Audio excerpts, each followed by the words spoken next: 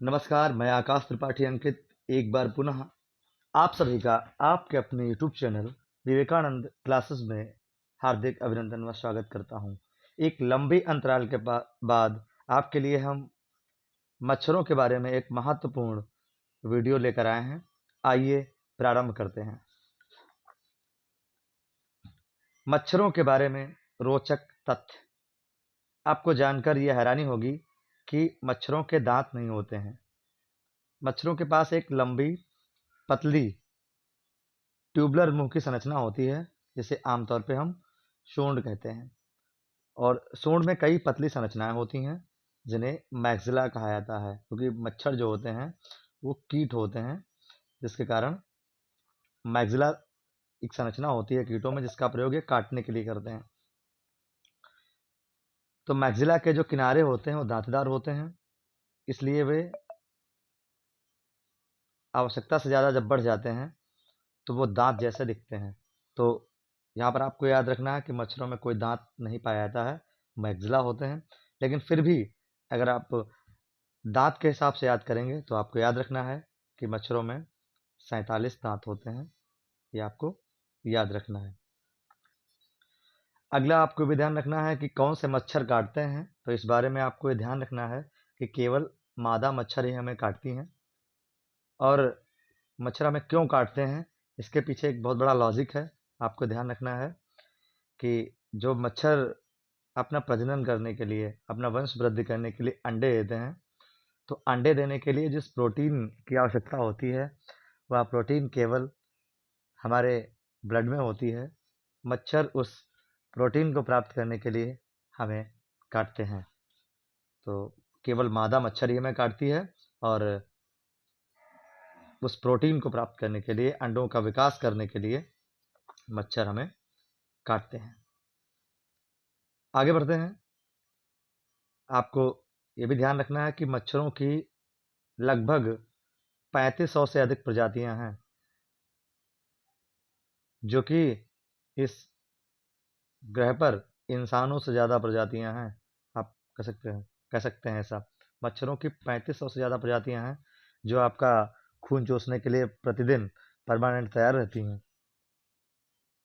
अगर आप इस तरीके से अंदाज़ा लगाएं कि अगर 100 ट्रिलियन मच्छरों को एक फुटबॉल के मैदान पर रखा जाए, तो यह ढेर 3 मील से ज़्यादा ऊंचा हो जाएगा।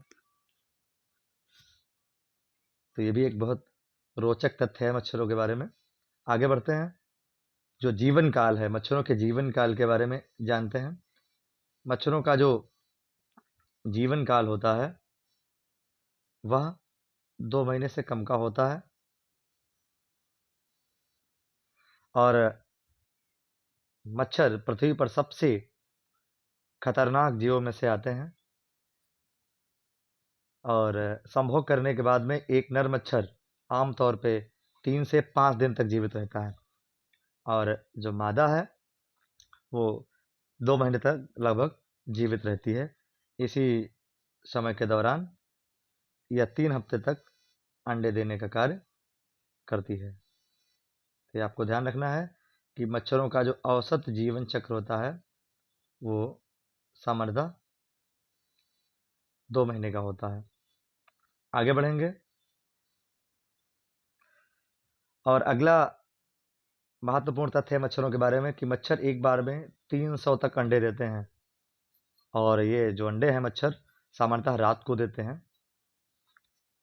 जो कि पानी की जो निचली सतह होती है उसमें समूहों में इकट्ठा हो जाते हैं। और मादा मरने से पहले लगभग 3 बार तक अंडे देती है। तो आप समझ सकते हैं एक मच्छर लगभग अपने जीवन काल में 900 अंडे देता है। एक बार में 300, और 3 बार देती है तो 3 3 9। आगे बढ़ते हैं। और मच्छरों के बारे में एक महत्वपूर्ण तथ्य यह है कि मच्छर अपने वजन से 3 गुना अधिक खून पीते हैं। जो कि उनकी सूंड होती है, दांत होते हैं, वहाँ से मच्छर में चूषक प्रकार के मुखांग पाए जाते हैं, जिसके द्वारा वह खून को पी लेते हैं। और अपने शरीर से सारा खून निकालने के लिए लगभग 1.2 मिलियन मच्छरों के काटने की ज़रूरत होती है। हमारे शरीर में जितना भी खून है, अगर सारा बाहर निकालना हो, मच्छरों को पिलाना हो, तो 1.2 मिलियन मच्छर आपको अगर काटेंगे तो आपका सारा खून पी जाएंगे। आगे बढ़ते हैं। मच्छरों के काटने पर हमारे शरीर में दाने पड़ जाते हैं। तो ये दाने क्यों पड़ते हैं, इसके पीछे भी लॉजिक है कि ये जो दाने हैं ये लार के कारण पड़ते हैं।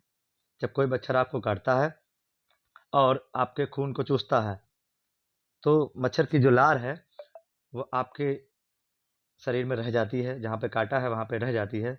यह लार जो है हल्की एलर्जी उत्पन्न करती है, जिसके कारण खुजली पड़ जाती है या लाल गांठ पड़ जाती है।